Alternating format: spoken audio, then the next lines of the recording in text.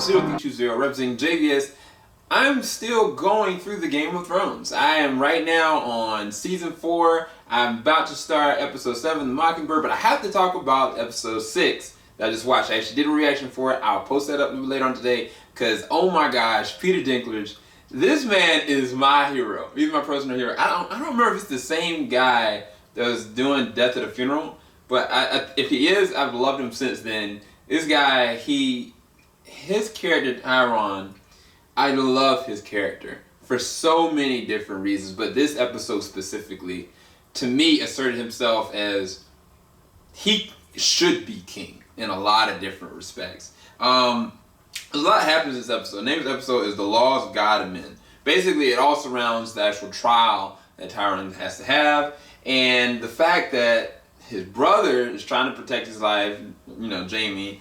His sister wants him dead. His dad, I don't know if he even cares, but he's something else entirely. He's just a whole different kind of evil. Like, he has self-preservation for his family, but he's evil. He legitimately really is. But different things that are going on around the whole realm is that Theon's sister goes to try to raid him and get him back. That gets crazy because, well, it's a terrible sex scene that happens, but Ramsay, this dude gonna come out the bed with no shirt on, just go and engage in battle like a G. Like, straight up, I hate his character. I dislike his character, but the man, like, he can defend himself and whatever else he wants to keep. And he's completely brainwashed Theon because basically Theon just says, I'm weak.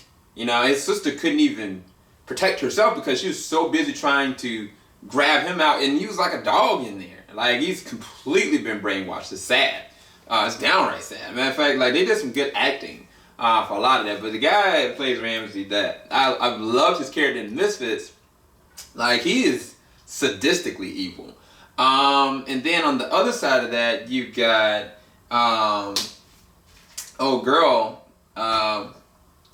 dang, I forgot her name. How did I forget her name? You know what? I'm just gonna say, anyway, the love of dragons. The woman that has the dragons. I forget her name accidentally. I'm sorry. It's a lot going on in my mind right now. All I know is that the last 3 or 2 episodes, she's been going and liberating all these different slaves. And the last thing she saw was, like, I want to say about 100 and some slaves that were literally crucified up, just stuck up there. And so she paid them rightfully so, all the masters, and put them up there. Then she starts going through now the fact that she's ruling this area instead of just going and just trying to conquer. And she's finding that it's a lot more difficult than she estimated. Because basically, it's Khaleesi. Dang, how did I forget anyway? But she finds out it's a lot more difficult than she really realized, because one of the biggest things that are happening is that those ones that are left behind from those masters, they're begging for the bodies to be taken off. And I was like, dude, this is, like, there's going to be dissension with this. Like, it's going to be kind of like a civil war to an extent. And it's going to be hard for her to maintain this. But the thing about it is that even across the way, the Lannisters, they know that she's a real threat now. And so it's a lot going on. But I have to talk about the trial, because the biggest thing about the trial is that, Tyrion has no one. Like, they are literally just crucifying him. He doesn't have anybody on his side, and they're just like scourging his name. This is the man that protected them, that's had integrity. He hasn't really killed anyone. He's been threatened more times than he can count. And it's like the worst thing that happens is the woman that he did love comes back just to stab him in the back. Like, I don't know who put her up to that, because she's putting her life in danger, honestly. She's gonna get killed.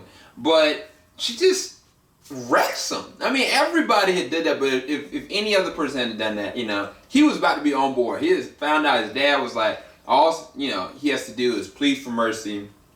He's gonna put him to the wall and this, that, and other. After she did what she did, he was broken. Like, he was like, I want death upon all you. I was like, the way that he acted that, the way how hurt he really was, it just came out. And that's one of the things about his character, is that he's good to a fault. After something is just so unjust and evil comes up, he's threatened Joffrey because of that, And I was like, he's a good man, but they're turning him into something else. And if he ever gets real power, like, they're not gonna like what they get because he's smart. Like, he's beyond smart. Like, he's something else entirely. Size doesn't matter when it comes to this man. So I really respect Peter Dinklage and his character. It was really the standout of this episode, and his performance in and of itself, it was just staged perfectly because all stakes were against him, but yet his voice carried weight around it, and he's like basically petitioned his release upon a battle kind of situation. So it's gonna be interesting to see what happens. But I'll be back for episode 8 to do a reaction for that, because that's what y'all want me to react to. Thanks whoever told me to check out episode 6. I really appreciate that. But anyway, keep it locked. JVS, we ain't gonna stop. Y'all have a blessed one. I'll talk to y'all later on tonight because Gotham is coming back on. Peace.